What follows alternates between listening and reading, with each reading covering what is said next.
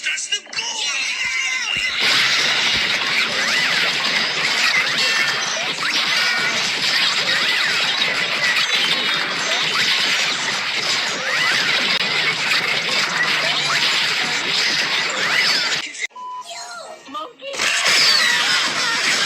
That's what we get for all nonsense super slags exploring.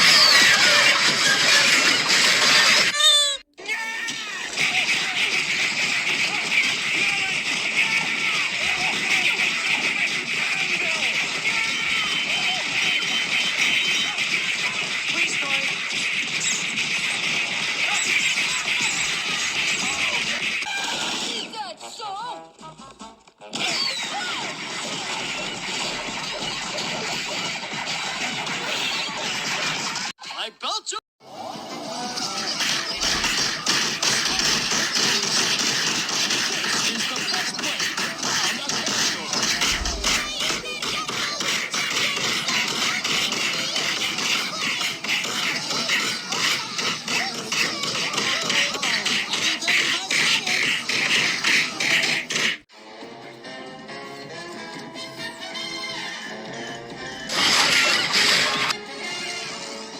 That doesn't make any sense, because I couldn't come up with a dumb idea. We need to get this shit back from that ridiculous wallet.